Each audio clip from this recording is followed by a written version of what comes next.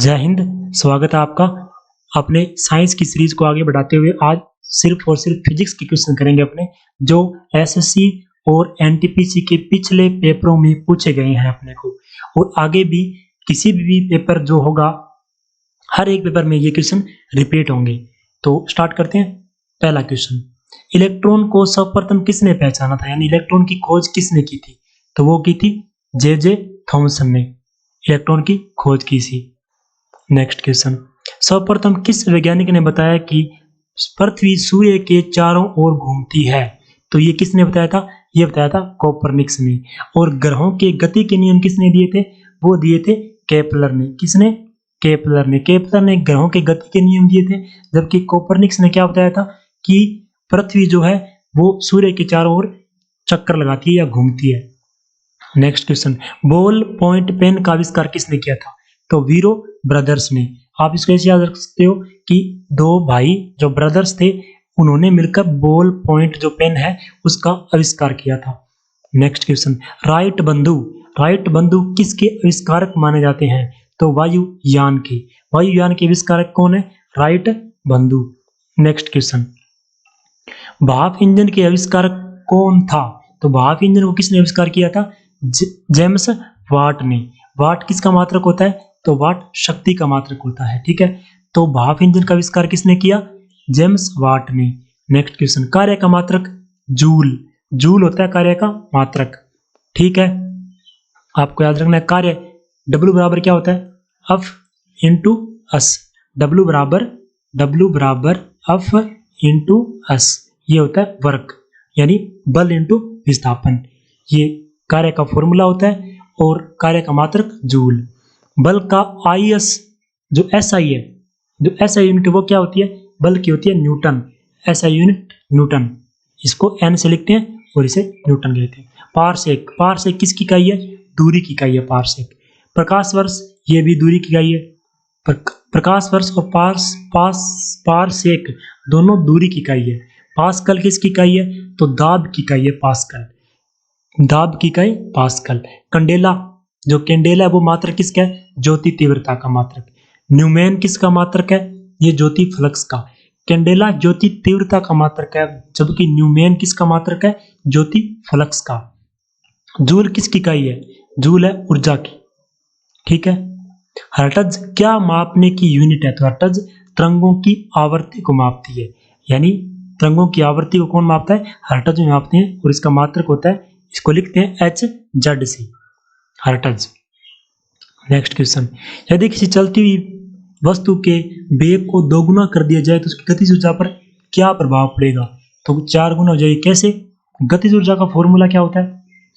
गतिज ऊर्जा का फॉर्मूला होता है 1/2 mv²। अब देखो, अगर अपने v को दुगुना कर रहे हैं, 2 गुना कर रहे हैं, तो v का स्क्वायर है, यानी 2 का स्क्वायर यानी 4 गुना हो जाएगा। इसी प्रकार अगर v को अपन 3 गुना कर रहे हैं तो 3 का स्क्वायर 9, तो 9 गुना हो जाएगा।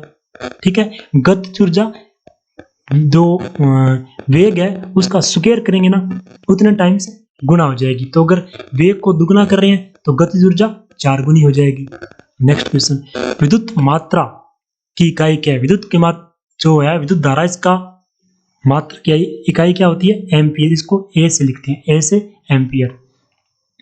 न्यूटन के पहले नियम को क्या कहते हैं? तो जड़त्व का नियम। न्यूटन के 3 नियम थे। पहला जड़त्व का नियम कहते हैं, दूसरा जिससे अपने बल का फॉर्मूला प्राप्त होता है। जड़त्व के नियम से बल की परिभाषा मिलती है अगर पूछे तो। दूसरे नियम से बल का फॉर्मूला मिलता है। ठीक है, और तीसरा नियम क्या होता है? क्रिया प्रतिक्रिया का नियम। ये न्यूटन के 3 नियम थे, आपको याद रखने हैं।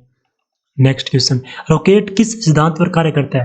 तो न्यूटन के तीसरे नियम पर। तीसरा नियम मैंने अभी बताया क्या है? क्रिया प्रतिक्रिया का नियम, यानी जितनी प्रतिक्रिया होगी जितनी क्रिया होगी उसकी विपरीत प्रतिक्रिया होगी।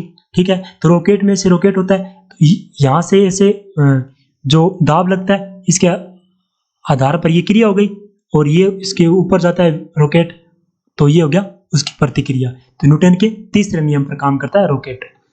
अगला क्वेश्चन, प्रेशर कुकर में खाना कम समय में क्यों पक जाता है? क्योंकि अधिक दबाव के कारण उबलते पानी का ताप बढ़ जाता है। या उसका क्वथनांक बढ़ जाता है या उसका बॉइलिंग पॉइंट बढ़ जाता है। आपको याद रखना है क्यों प्रेशर कुकर में खाना जल्दी क्यों पकता है, क्योंकि उसका क्वथनांक जो उसके उबलने का टेम्परेचर है वो बढ़ जाता है। जैसे मान लो पानी अगर 100 डिग्री पर उबल रहा था ना, तो वो यहाँ पे 100 डिग्री ये बढ़ जाएगा, ठीक है, इसलिए ताप बढ़ जाएगा। ताप बढ़ जाएगा तो खाना जल्दी पकता है, इसलिए याद रखना आपको, क्योंकि उबलते पानी का ताप बढ़ जाता है या बॉइलिंग पॉइंट बढ़ जाता है। नेक्स्ट क्वेश्चन, डेसिबल किसे मापने के लिए प्रयोग में लाया जाता है? तो डेसिबल से वातावरण में ध्वनि की तीव्रता को मापते हैं, डेसिबल से, ठीक है। इसे लिखते किससे हैं? इसे डीबी से लिखते हैं, डीबी, डेसिबल, ठीक है। नेक्स्ट क्वेश्चन, सूर्य पर ऊर्जा का निर्माण होता है तो नाभिकीय संलयन द्वारा। मैंने आपको बताया था नाभिकीय संलयन क्या होती है, नेक्स्ट पिछले वीडियो में बताया था मैंने आपको कि जब दो हल्के नाभिक आपस में क्या करते हैं, जब दो हल्के नाभिक आपस में दोनों मिलकर एक नया नाभिक, भारी नाभिक बनाते हैं ना, तो ये होती है संलयन अभिक्रिया। तो सूर्य में क्या होता है, जो हाइड्रोजन के दो नाभिक मिलकर एक हीलियम यानी He, हीलियम का भारी नाभिक बनाते हैं, इसलिए ऊर्जा निकलती है। इसे कहते हैं नाभिकीय संलयन अभिक्रिया। ये तो होगी नाभिकीय संलयन अभिक्रिया। एक होती है इसका विपरीत, एक भारी नाभिक टूटकर दो हल्के नाभिकों में विभक्त हो जाता है, उसे कहते हैं नाभिकीय विखंडन अभिक्रिया। वो सामान्यतः परमाणु भट्टियों में या परमाणु बम में काम होती है, कौन सी?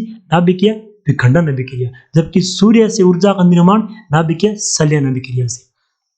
नेक्स्ट क्वेश्चन, शुद्ध जल में जब डिटर्जेंट डाला जाता है तो उसका पृष्ठ तनाव में क्या परिवर्तन होता है?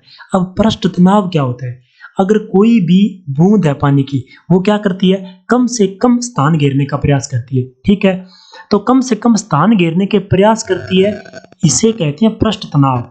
यानी उसका जो पृष्ठ है वो अंदर की ओर, ऐसे मान लो ये एक बूंद है तो इसका ये पृष्ठ है अंदर की ओर क्या करता है, ऐसे खिंचाव महसूस करता है, एक कम से कम स्थान घेरने का प्रयास करता है, इसे कहते हैं पृष्ठ तनाव।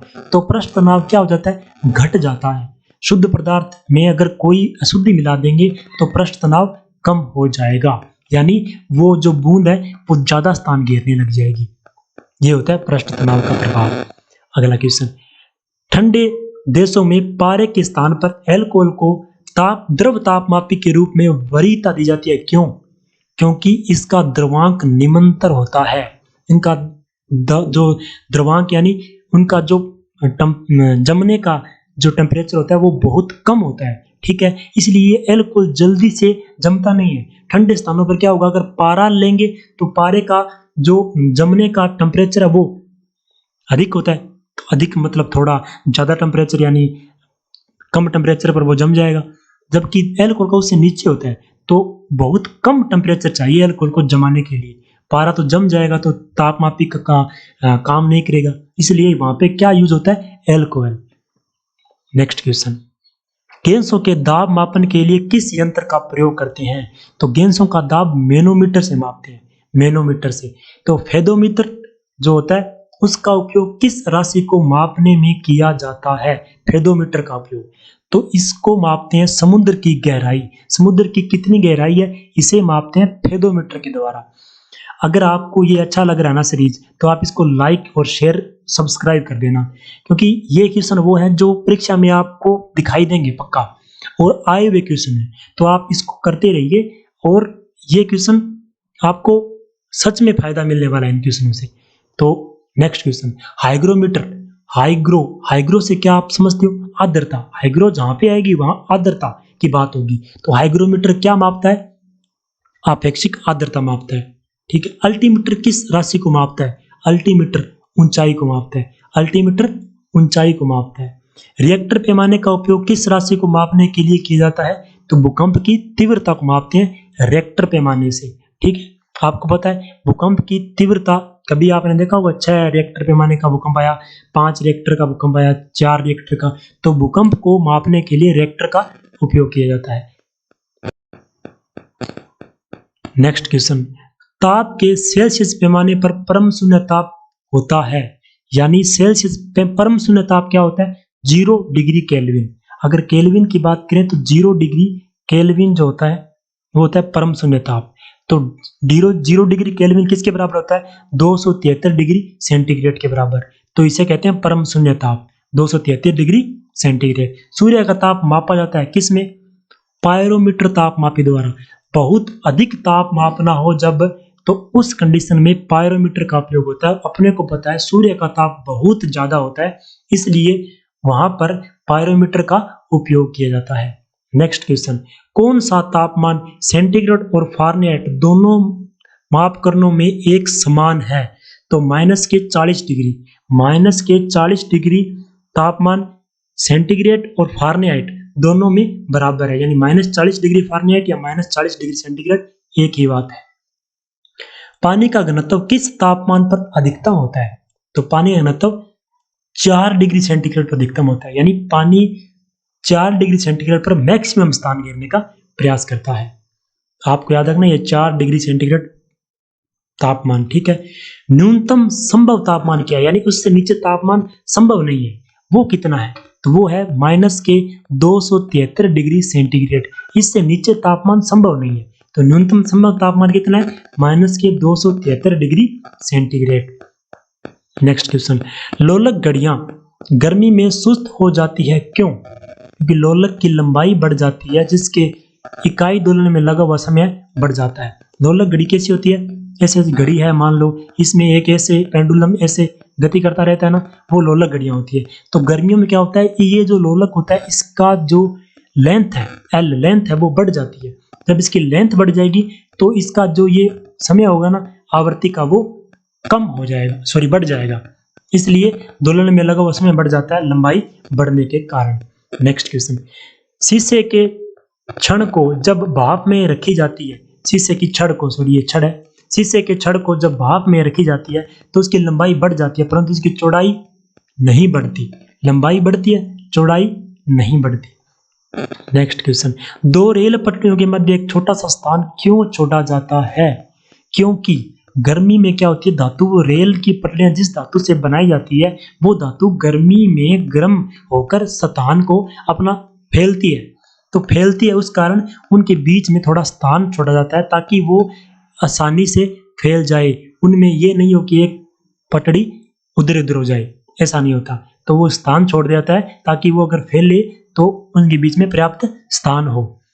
गर्मी में वो गर्म फैल जाती है और ठंडी होने पर संकुचित हो जाती है, इसलिए उसे छोड़ा जाता है। बोलोमीटर मापन की एक युक्ति है। बोलोमीटर क्या मापता है? तो उसमें विकिरण को मापता है बोलोमीटर। बोलोमीटर मापन की युक्ति क्या है? उसमें विकिरण। शीतकाल में कपड़े हमें गर्म रखते हैं, क्यों? क्योंकि शरीर की उष्मा को बाहर जाने से रोकते हैं। कपड़े क्या करते हैं? गर्म इसलिए रखते हैं क्योंकि वो क्या, शरीर की उष्मा को बाहर जाने से रोकते हैं, वो वहीं पर उष्मा इकट्ठी होती रहती है, तो कपड़े भी हमें गर्म रखते हैं, उनके बीच में जो उष्मा का आदान प्रदान कम होता है। नेक्स्ट क्वेश्चन, ऊनी कपड़े सूती जो कपड़े उनकी अपेक्षा गर्म होते हैं, क्यों? क्योंकि वे ताप के अच्छे रोधक होते हैं, ताप के चालक नहीं होते ऊनी कपड़े। ऊनी कपड़े ताप के अच्छे रोधक होते हैं। बर्फ के दो टुकड़ों को आपस में दबाने पर टुकड़े आपस में चिपक जाते हैं, क्यों चिपक जाते हैं? क्योंकि दाब अधिक होने से बर्फ का गलनांक घट जाता है। दाब अधिक होने पर, आपको याद रखना है, दाब अधिक होने पर बर्फ का गलनांक पर क्या प्रभाव पड़ता है?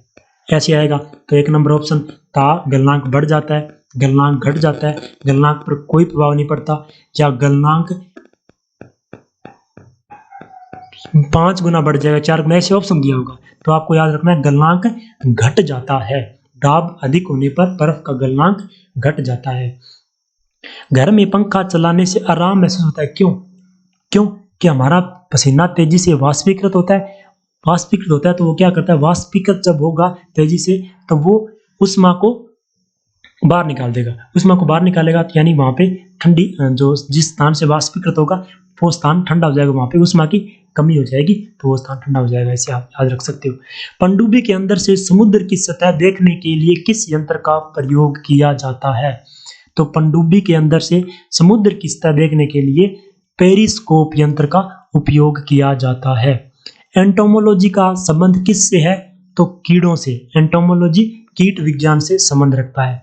टेलीस्कोप क्यों प्रयोग किया जाता है? दूर की वस्तुओं को देखने के लिए टेलीस्कोप का प्रयोग किया जाता है। ऑर्निथोलॉजी क्या है? ऑर्निथोलॉजी पक्षियों का अध्ययन। ये क्वेश्चन अपने पिछली क्लास में कर चुके हैं। पक्षियों का अध्ययन ऑर्निथोलॉजी। इकोलॉजी का संबंध किससे है? जीव और उनके वातावरण से संबंध है इकोलॉजी का। इकोलॉजी संबंध है जीव और उनके वातावरण का अध्ययन।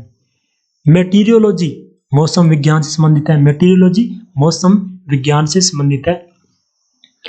ध्वनि तरंगों की प्रकृति कैसी होती है? ध्वनि तरंगों की प्रकृति होती है अनुदैर्ध्य प्रकृति। अगर अपने से पूछ ले प्रकाश तरंगों की प्रकृति कैसी होती है, तो इसकी प्रकृति होती है अनुप्रस्थ। कौन सी होती है?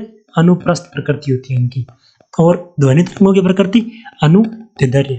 पराश्रव्य तरंगे मनुष्य द्वारा नहीं सुनी जा सकती। ठीक है ना। नेक्स्ट क्वेश्चन, वायु में ध्वनि का वेग कितना होता है? तो 330 मीटर प्रति सेकंड होता है वायु में ध्वनि का वेग। ये क्वेश्चन बहुत बार पूछा गया 330 मीटर प्रति सेकंड वाला, तो आप इसको याद रखना। वायु में ध्वनि का वेग 330 मीटर प्रति सेकंड। ध्वनि तीव्रता की डेसिबल में वह अधिकतम सीमा जिसके ऊपर मनुष्य सुन नहीं सकता, 95 डेसिबल। इससे ऊपर मनुष्य सुन नहीं सकता। तो कौन सी अधिकतम सीमा है? 95 डेसिबल। और डेसिबल अपने मैंने बताया आपको ध्वनि की तीव्रता को मापने का मात्रक है। जब सेना पुल को पार करती है तो सैनिकों के कदम से कदम मिलाकर न चलने का निर्देश दिया जाता है। क्यों? क्योंकि उनके पैरों से ध्वनि के जो अनुनाद उत्पन्न होगा ध्वनि का, उससे पुल को नुकसान पहुंच सकता है। ठीक है, टूटने का खतरा रहता है। पास आती हुई रेलगाड़ी की सीटी की आवृत्ति क्षमता बढ़ जाती है। ऐसा किस घटना के कारण होता है? तो डॉप्लर प्रभाव के कारण।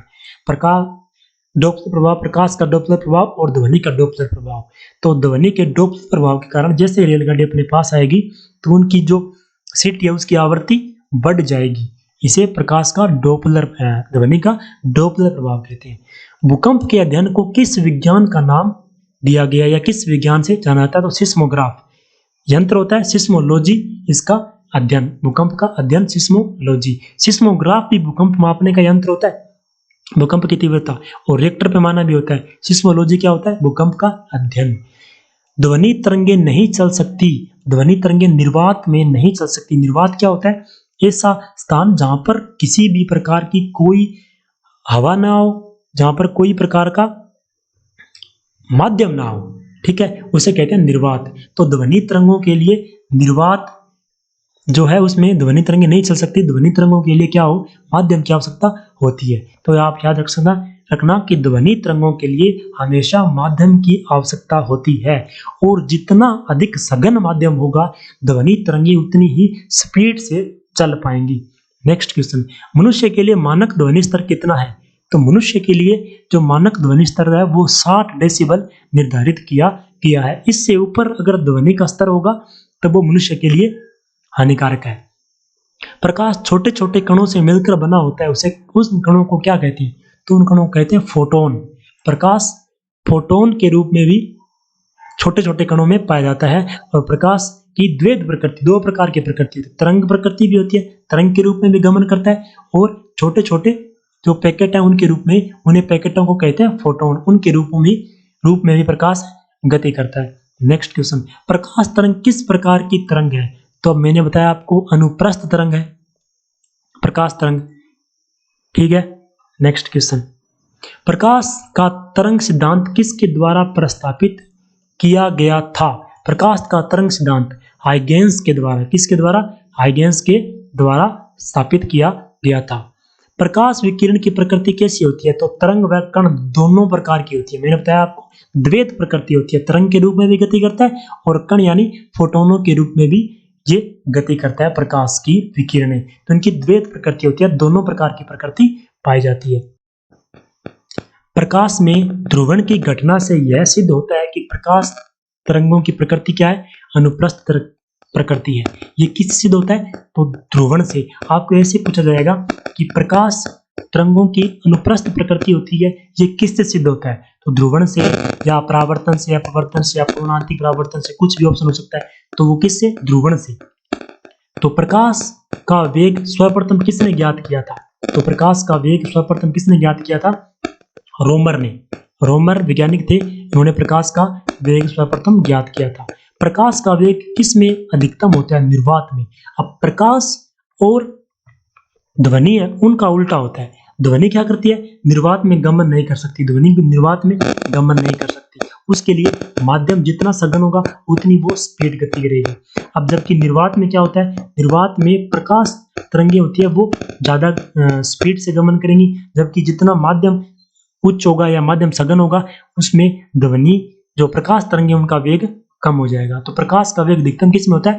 निर्वात में, जहां पर कोई भी माध्यम नहीं हो वहां अधिक होता है। चंद्रमा से पृथ्वी तक आने वाले प्रकाश को लगभग कितना समय लगता है? 1 सेकंड समय लगता है। सूर्य का प्रकाश हमारे पास लगभग कितने समय में पहुंचता है? तो 8 मिनट लगते हैं लगभग उसको। सूर्य ग्रहण के समय सूर्य का कौन सा भाग दिखाई देता है? तो किरीट दो भाग होते हैं, किरीट, कोरोना, ऐसे। तो किरीट भाग होता है ना, किरीट भाग वो दिखाई देता है कब? सूर्य ग्रहण के समय। नेक्स्ट क्वेश्चन, चंद्र ग्रहण कब होता है? तो पूर्णिमा का दिन होता है। सूर्य ग्रहण होता है अमावस के दिन। मूल रंग कौन कौन से हैं?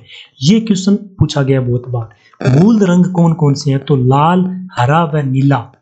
लाल, हरा व नीला क्या है? 3 ये मूल रंग हैं। नेक्स्ट क्वेश्चन, मानव की सामान्य स्वास्थ्य के लिए स्पष्ट दृष्टि की न्यूनतम दूरी क्या है? यानी स्वस्थ आंखें हैं जिस मनुष्य की, तो उसके लिए कम से कम दूरी क्या है कि वो स्पष्ट देख सके? तो वो होती है 25 सेंटीमीटर। पृथ्वी तल से ऊर्ध्वाधर ऊपर की ओर फेंका गया पिंड जब महत्तम ऊंचाई पर पहुंच जाता है तो उसका वेग कितना होता है? तो महत्तम ऊंचाई पर उसका वेग 0 होता है। या किसी पिंड को फेंका ऐसे, अगर वो यहां से वापिस ऐसे इधर आ रहा है, यानी ये मैक्सिमम हाइट हो गई इसकी, इस हाइट पर उसका वेग क्या होगा? 0 हो जाएगा। वो एक बहुत ही कम समय अंतराल में वो क्या होगा? रुक जाएगा वहां पर। तो उस कंडीशन में उसका वेग 0 होगा। अधिकतम ऊंचाई तथा अधिकतम दूरी पर किसी वस्तु को फेंकने के लिए पृथ्वी से कितने अंश के कोण से फेंका जाए? यानी कितने अंश से फेंका जाए कि वो अधिकतम ऊंचाई पर पहुंचे, अधिकतम दूरी पर। तो वो अगर अधिकतम ऊंचाई तक पहुंचाना है उसको तो 90 डिग्री सेंटीग्रेड पर, और अधिकतम दूरी तक पहुंचाना है उसको तो उस कंडीशन में 45 डिग्री कोण होना चाहिए। दूध को मथने से इसमें क्रीम किस बल के कारण अलग हो जाती है? तो वो होता है बल अपकेंद्रीय बल। ये क्वेश्चन बहुत बार पूछा गया है कि दूध से क्रीम निकालना किस बल के कारण होता है या कौन सी प्रक्रिया? तो वो अपकेंद्रीय बल या अपकेंद्रीय प्रक्रिया, अपकेंद्रीकरण भी बोलते हैं इसको। सूर्य से उत्सर्जित होने वाली ऊर्जा का स्रोत क्या है? हल्के नाभिकों का संलयन, यानी 2 हल्के नाभिक मिलकर एक भारी नाभिक बनाते हैं। ये है सूर्य से ऊर्जा का मुख्य स्रोत।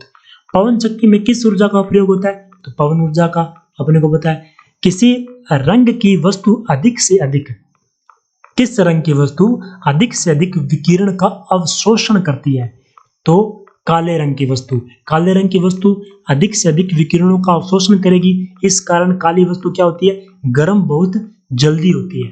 नेक्स्ट क्वेश्चन, सौर ऊर्जा को सीधे विद्युत ऊर्जा में परिवर्तित करने वाली युक्ति कौन सी है? सौर सेल। हेलीकॉप्टर का आविष्कार किसने किया था? तो ब्रिकवेट ने किया था हेलीकॉप्टर का आविष्कार। रडार के आविष्कार कौन है? टेलर और यंग ने रडार का आविष्कार किया था। नोबेल प्राइज अल्फ्रेड नोबेल के नाम से शुरू हुआ। इन्होंने किसकी खोज की थी? तो डायनामाइट की खोज की थी। और डायनामाइट क्या होता है? कि विस्फोटक होता है डायनामाइट। तो अल्फ्रेड नोबेल के ऊपर नोबेल पुरस्कार दिया जाता है और इन्होंने खोज किसकी की थी? डायनामाइट की। तड़ित चालक के आविष्कार कौन है? बिजली जो होती है उसके आविष्कार कौन है तड़ित चालक के? तो बेंजामिन फ्रैंकलिन इसके आविष्कारक हैं। टेलीविजन का आविष्कार किसने किया था? तो जे.एल. वेयर्ड ने टेलीविजन का आविष्कार, जे.एल. वेयर्ड। एक्स-रे किरणों का आविष्कार किसने किया? तो रोंटगन ने। एक्स-रे का आविष्कार रोंटगन ने किया था। टेलीस्कोप की खोज किस वैज्ञानिक ने की थी? तो टेलीस्कोप की खोज की थी गैलीलियो ने। टेलीस्कोप की खोज किसने की थी? गैलीलियो ने। हवाई जहाज का आविष्कार किसने किया था? Wright brothers. ये पढ़ चुके हैं आपने, हवाई जहाज का आविष्कार राइट ब्रदर्स। और अपने पढ़ा था हेलीकॉप्टर का आविष्कार ब्रिकवेट ने। आपको ये दोनों अलग अलग याद रखने हैं। गैस इंजन की खोज किसने की थी? डेमलर ने। गैस इंजन की खोज की थी डेमलर ने, और डीजल इंजन की खोज की थी जेम्स वॉट ने। तो परमाणु बम का विकास किसने किया था? जे रॉबर्ट कोपेनहीमर। आपको याद रखना है कोपेनहीमर, ये नाम आता है कोपेनहीमर ने। तो परमाणु बम का आविष्कार किसने किया था? कोपेनहीमर ने। और परमाणु बम में कौन सी अभिक्रिया होती है आपको मैं बता के आया हूं, नाभिकीय विखंडन अभिक्रिया। लेजर का आविष्कार किसने किया था? टी.एच. मेमन ने। टी.एच. मेमन ने लेजर का आविष्कार किया था, टी.एच. मेमन। इलेक्ट्रॉन सूक्ष्मदर्शी का आविष्कार किसने किया था? नोल और रुस्का ने। नोल और रुस्का ने इलेक्ट्रॉन सूक्ष्मदर्शी का जो आविष्कार है वो है नेल और रुस्का। कंप्यूटर का जनक समझे जाने वाले व्यक्ति कौन है? तो चार्ल्स बेबेज। कंप्यूटर के आविष्कारक कौन है? बेबेज। और इन्हें क्या कहते हैं? The father of computer, computer के पिता बेबेज। जेट इंजन का आविष्कार फ्रैंक वियटले। फ्रैंक वियटले ने जेट इंजन का आविष्कार। हाइड्रोजन बम किसने विकसित किया? हाइड्रोजन बम विकसित किया एडवर्ड टेलर ने। हाइड्रोजन बम एडवर्ड टेलर ने। और परमाणु बम किसने विकसित किया? कोपेनहीमर ने। ठीक है, दोनों आपको अलग अलग याद रखने हैं। माइक्रोफोन का आविष्कार ग्राम बेल। माइक्रोफोन का आविष्कार किसने किया? ग्राम बेल ने। नाभिकीय रिएक्टर की खोजकर्ता कौन है? तो फर्मी, एड्रिको फर्मी। नाभिकीय रिएक्टर, नाभिकीय रिएक्टर क्या होता है? नाभिकीय रिएक्टर यानी किसी भारी नाभिक को दो हल्के नाभिक में तोड़कर वहां से ऊर्जा मुक्त की जाती है, उस ऊर्जा को यूज लिया जाता है, तो उसे कहते हैं नाभिकीय रिएक्टर। खोज किसने की थी? एनरिको फर्मी ने। वायरलेस का आविष्कारक मार्कोनी। मार्कोनी वायरलेस का आविष्कारक। फाउंटेन पेन के आविष्कार कौन थे? तो वाटरमैन। फाउंटेन पेन के आविष्कारक वाटरमैन। टाइपराइटर के आविष्कारक सोल्स। सोल्स टाइपराइटर के आविष्कारक सोल्स। बैरोमीटर का आविष्कार किसने किया था? टेरिसोली। आपको याद रखना टेरिसोली ने। बैरोमीटर का आविष्कारक टेरिसोली। बैरोमीटर क्या नापता है? जो मौसम का पूर्वानुमान होता है वो बैरोमीटर के पाठ्यांक से लगाया जाता है। इलेक्ट्रॉनिक कंप्यूटर का आविष्कार किसने किया था? तो एकर्ट व मार्शली ने। एकर्ट व मार्शली ने किसका उपयोग किया था? आविष्कार किया था इलेक्ट्रॉनिक कंप्यूटर का आविष्कार। मोबाइल फोन का आविष्कार किसने किया? मार्टिनी कूपर ने। मार्टिनी कूपर ने मोबाइल फोन का आविष्कार किया था। सोलर कुकर की ऊर्जा का स्रोत क्या है? सौर ऊर्जा। अपने को पता है सोलर कुकर है, उसका ऊर्जा का स्रोत क्या होता है? सौर ऊर्जा से वो खाना बनाता है। पवन चक्की में कौन सी ऊर्जा उपयोग में लाई जाती है? तो जल ऊर्जा। पवन चक्की में जल ऊर्जा, क्योंकि वहां पे जो बड़ी बड़ी टरबाइन लगे होते हैं वो घूमते हैं, तो पवन चक्की से वहां पर जल ऊर्जा का उपयोग किया जाता है। जल को बड़े बड़े टरबाइन लगे होते हैं वहां वो टरबाइन घुमाते हैं, वहां से उपयोग में किया जाता है। काला हीरा क्या कहलाता है? तो कोयला। कोयला कहते हैं काला हीरा। हीटर का तार किस पदार्थ का बना होता है? तो हीटर का तार जिसका विशिष्ट प्रतिरोधता गलनांक अधिक हो। जिसका गलनांक अधिक हो, कि हीटर में क्या होता है? बहुत अधिक टेम्परेचर क्रिएट होता है, तो बहुत अधिक टेम्परेचर क्रिएट होगा तो उसका प्रतिरोध अधिक होना चाहिए, उसका गलनांक भी अधिक होना चाहिए। यानी वो कम गलनांक होगा तो वो टूट जाएगा, उसका गलनांक अधिक होना चाहिए। स्थायी चुंबकन किस स्थिति में किया जा सकता है? तो इस्पात। इस्पात से स्थायी चुंबकन किया जा सकता है। बिजली के बल्ब का आविष्कार किसने किया था? थॉमस एल्वा एडिसन ने। थॉमस एल्वा एडिसन ने किसका किया था? बिजली के बल्ब का आविष्कार किया था। अस्थायी चुंबक किससे बनाए जाते हैं? तो नरम लोहे से बनाए जाते हैं अस्थायी चुंबक। किस चुंबक की आकर्षण शक्ति सबसे अधिक होती है? सबसे अधिक कहां पर होती है? सॉरी, किसी चुंबक की आकर्षण शक्ति सबसे अधिक कहां पर होती है? उनके किनारों पर, उनके जो पोल होते हैं वहां पर, एक नॉर्थ पोल एक साउथ पोल। ठीक है, तो इन पोलों पर उनकी जो आकर्षण क्षमता होती है सबसे अधिक होती है। चुंबकीय क्षेत्र का मात्रक क्या होता है? तो गॉस। चुंबकीय क्षेत्र का मात्रक क्या होता है? गॉस होता है चुंबकीय क्षेत्र का मात्रक। चुंबकीय फ्लक्स का मात्रक वेबर। चुंबकीय फ्लक्स का मात्रक वेबर। चुंबकीय क्षेत्र का मात्रक गॉस। स्थायी चुंबक किस पदार्थ का बना होता है? तो फेरोमैग्नेटिक का बना होता है। किसके? फेरोमैग्नेटिक का बना होता है। मुक्त रूप से निलंबित सूर्य चुंबकीय सुई किस दिशा में टिकती है? या मुक्त रूप से छोड़ी हुई कोई चुंबकीय सुई है वो किस दिशा में टिकती है? तो उत्तर दक्षिण दिशा में टिकती है। कपास की सुई किस ओर इंगित करती है? जो कंपास होता है, कंपास होता है जो सूर्य जो दिशा मापने का यंत्र होता है उसे कहते हैं कंपास। उसकी सुई किस ओर इंगित करती है? तो उत्तर और दक्षिण की ओर, एक नॉर्थ पोल एक साउथ पोल, तो उत्तर और दक्षिण की ओर इंगित करती है। नेक्स्ट क्वेश्चन, मुक्त रूप से लटकी चुंबकीय सुई का अक्ष भौगोलिक अक्ष के साथ कितने डिग्री का कोण बनाता है? तो 18 डिग्री का। मुक्त रूप से लटकी हुई चुंबकीय सुई का अक्ष भौगोलिक अक्ष के साथ 18 डिग्री का कोण बनाती है। विषुवत रेखा पर नति कोण का मान क्या होता है? तो 0 डिग्री। आपको ये याद रखना डायरेक्ट कि विषुवत रेखा पर नति कोण का मान 0 डिग्री, और मुक्त रूप से लटकी हुई चुंबकीय सुई भौगोलिक अक्ष के साथ कितना कोण बनाएगी? 18 डिग्री का। नेक्स्ट क्वेश्चन, एक भारी नाभिक दो हल्के नाभिकों में टूटने की प्रक्रिया क्या कहते हैं? नाभिकीय विखंडन। सबसे पहला नाभिकीय रिएक्टर किसने बनाया? तो फर्मी ने। फर्मी नाभिकीय रिएक्टर का खोज करता है। परमाणु बम का सिद्धांत किस आधार पर होता है? तो नाभिकीय विखंडन पर, ये पढ़ चुके हैं आपने। नाभिकीय रिएक्टर में भारी जल का प्रयोग किस रूप में किया जाता है? तो मंदक के रूप में। और भारी जल का फॉर्मूला क्या होता है? भारी जल का फॉर्मूला होता है D2O।